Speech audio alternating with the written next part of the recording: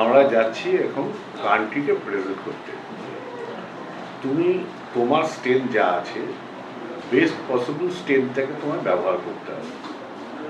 আর আমরা always foreign টিমের সাথে, আমাদের ক্লাবের ইতিহাস আছে বলে যে কারেন্ট ফরেন টিমের সাথে আমরা বেটার পারফর্ম করে থাকি।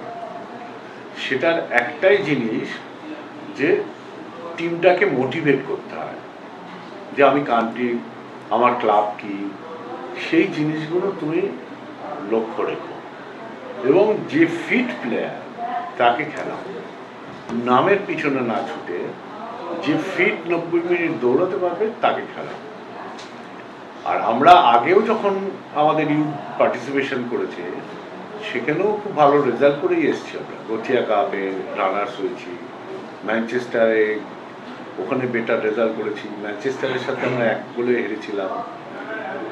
তো এরকম আমরা লেস্টার সিটিতে সিনিয়র টিম যখন গেছে তখন আমরা পেনাল্টিতে আমরা কনসিড করেছি লাস্ট মিনিটে।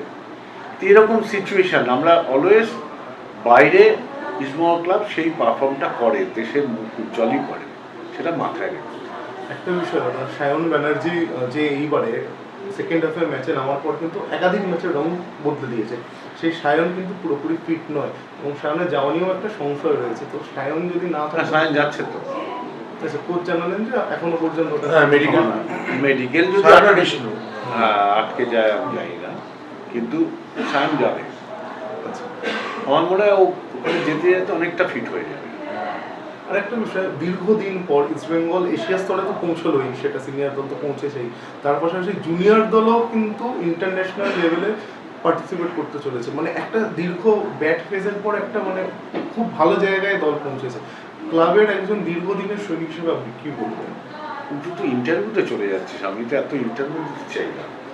এগুলো মাঠে বলা যারা এখানে আছে তাদেরকে দেখেছি, যেহেতু 21st ইয়ারে করছে কালকে তো, হ্যাঁ 26, আমরা সম্ভবত আগামীকাল প্রেসও ইনভাইট করবো। আমরা এটাকে উদ্ঘাটন করবো মিডিয়া সেন্টার, প্রেসকেও ইনভাইট করবো। ওই আর কি, পুরো টিমটাই কি আসবে মোটামুটি? এখানে যারা আছে 12-14 জন ওরা আসবে। আমি তো এখন ডবল আসা মাইক্রো করেছিলাম না,